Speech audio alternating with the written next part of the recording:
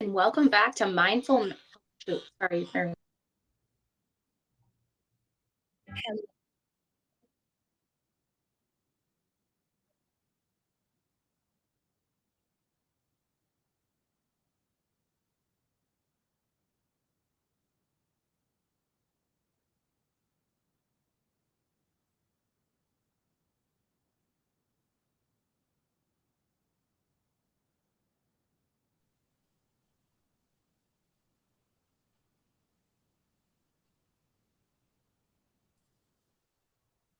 Hello, and welcome back to Mindful Magic, where we infuse magic into the mundane. We try to instill that magic is everywhere all the time. You just have to tune in and sometimes create your own powerful personal magic. I'm Kate. And I'm Marie. In this episode, we are talking you through yet another story in the global anthology of terrifying folklore by Marie. Today we are traveling to Mexico and Central America to learn of their scary legend, La Llorona, the Weeping Woman. She is the most whispered name in all of Latin American folklore. La Llorona, the weeping woman. Children grow up fearing her cry. Parents invoke her as a warning. Lovers dare each other to walk riversides at night, swearing they don't believe, but they always listen. Always. The legend shifts by region, but the core remains the same. A woman, once beautiful and proud, drowns her own children in a moment of rage or despair. Cast out, broken by grief, or cursed by betrayal, she dies, often by her own hand, and is damned to wander eternally, searching for her lost children. She weeps, not just in mourning, but in hunger. So make sure you leave a light on while listening to this one.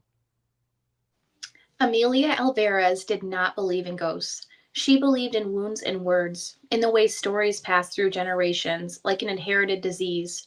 Her PhD thesis, Cultural Hauntings and the Persistence of La Llorona in Post Colonial Memory, was her life's proof that monsters are just metaphors with long shadows. She had spent years dissecting legends in archives and lecture halls, but theory was never enough. When she heard whispers of San Luis de Rio, a dying vein of a village coiled around a river too old to remember its name. She packed her voice recorder, her field notes, and her dismissive rationality. The bus ride left her on a dirt road at dusk where the wind rattled the skeletal trees like brittle prayers. Locals, when they bothered to answer her questions at all, did so with eyes fixed anywhere but hers. Don't go near the water after midnight, they muttered, teeth tight around the words like they feared them.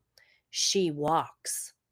Amelia smiled her practiced, patient academic smile, which bordered on arrogance, and nodded.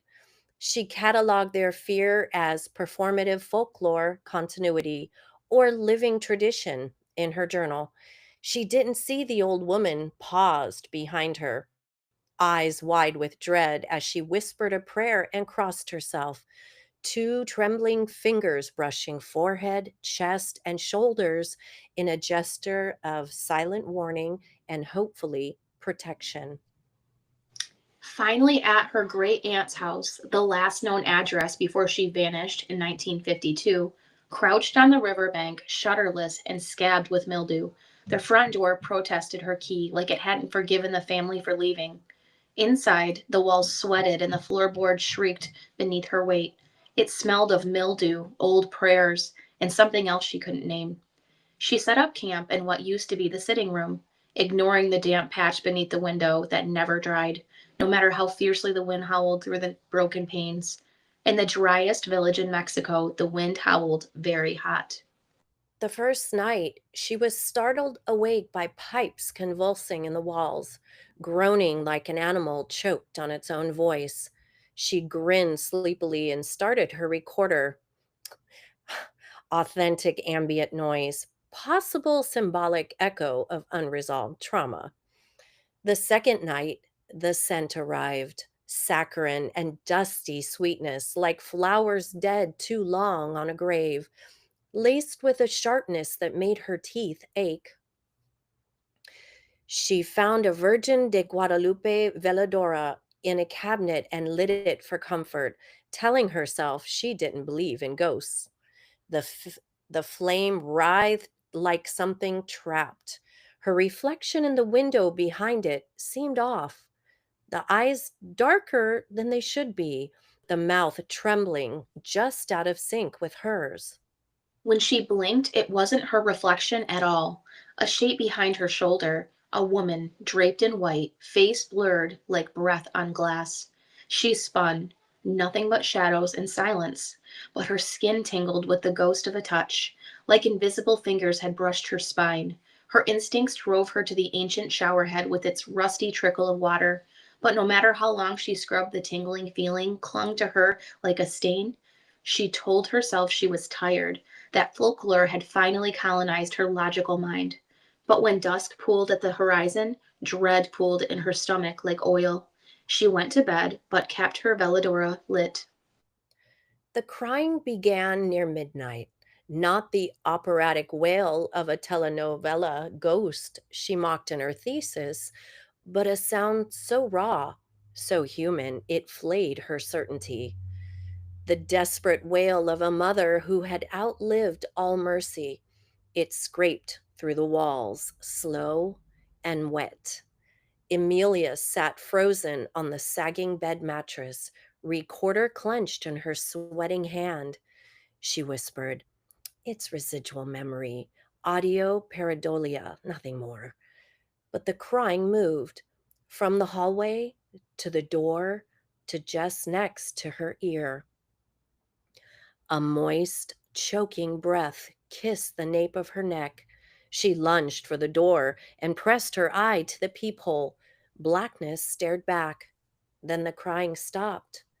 But the silence is never empty.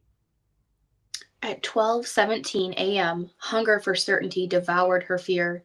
She held the veladora, its flame guttered violently, and her cell phone, her brain trapped between the ancient and modern. She opened the door with the slow caution of prey sniffing for a predator.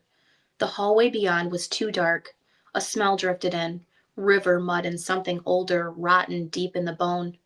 Barefoot, heart righteous in her chest, she stepped outside into the moonlight leaking through the leafless canopy when curiosity led her to the river. Is someone there? Her voice was just breath and tremor. The reeds near the river swayed, though there was no wind. The water seethed, black and slick against the banks. And then the shape rose, fluid, horrible, trailing river weed and shredded lace. Her veil sagged over a face that wasn't a face, hollows for eyes that wept, and endless ink that singed the earth where it fell.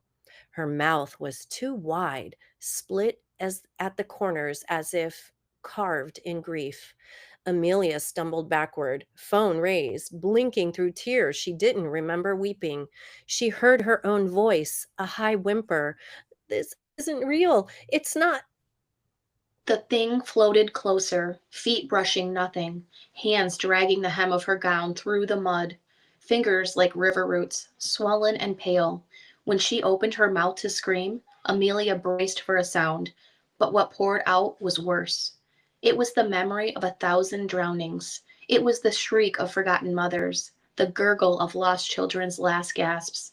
It was the echo of her great aunt's final prayer, swallowed by dark water. Amelia fell to her knees, retching, ears ringing with wet static, her vision spiderwebbed. Blood dripped onto her lips. She crawled backward, but the woman hovered closer, shadow swallowing shadow, her arms unfolded, not in threat, but invitation. The crying now echoed inside Amelia's own skull, like she had inherited it. The last thing the cracked phone lens recorded was Amelia standing, then moving, then stepping into the river as if gravity and will no longer belonged to her. The pale hands closed around her shoulders. The water closed over her head.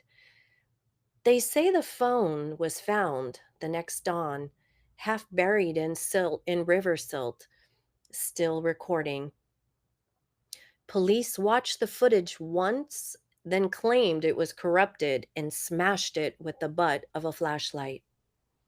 Amelia was never found, but when the rains come and the river swells beyond its banks, villagers lock their doors and whisper prayers to saints they no longer trust.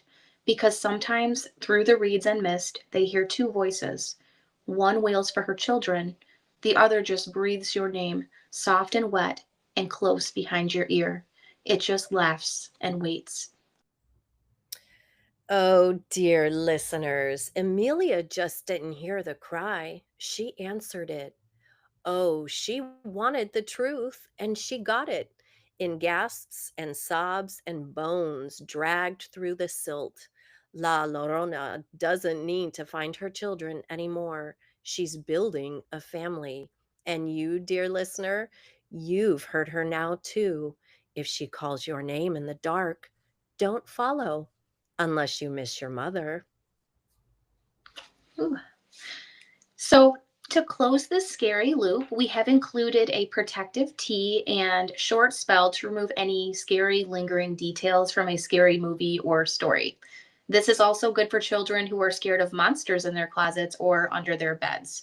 So, this tea is called, and I will share this on our pages, Protective Unspook Me Tea. So, the ingredients: a teaspoon of chamomile, this will calm the spirits, and beware of ragweed allergies, and then a teaspoon of lemon balm. This will soothe anxiety and lift your mood.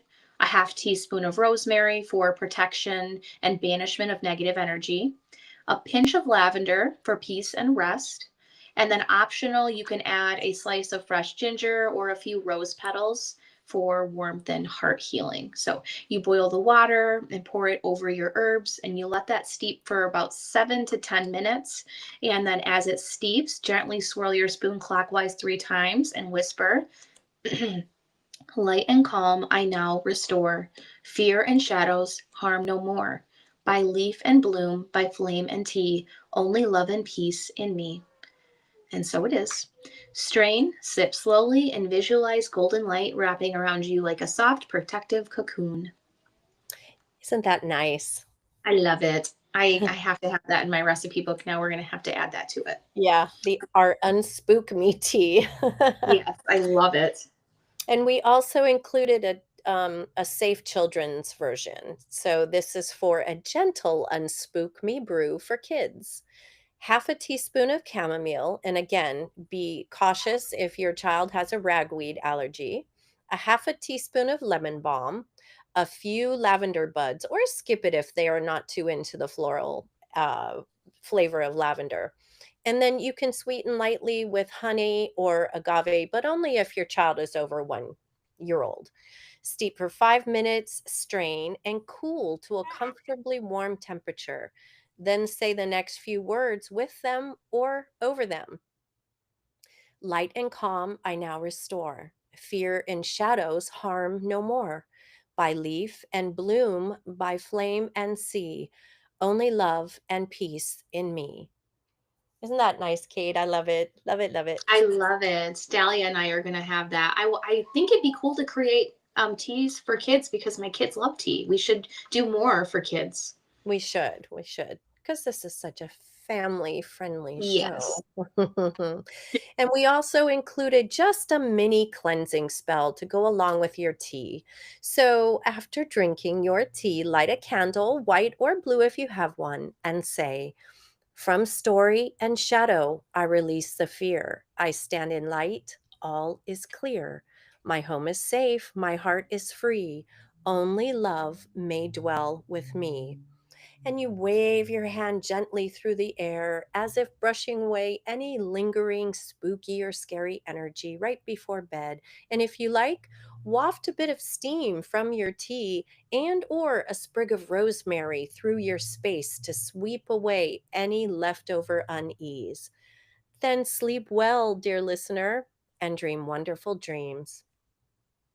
Thank you for joining us on Mindful Magic Podcast. If you enjoyed this, tell your friends and family to check us out. Also, tune in for more scary stories from Marie's, a global anthology of terrifying folklore found on Amazon and Barnes and Noble, as well as upcoming dark half of the year episodes that will help you flow, grow, and understand the changing energies of the earth.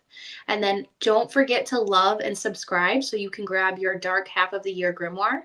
Send us a screenshot that you have subscribed to our YouTube channel, and we will email you a PDF ready copy. So email us at mindfulmagicchannel@gmail.com. See you next time and have a blessed day. See you next time.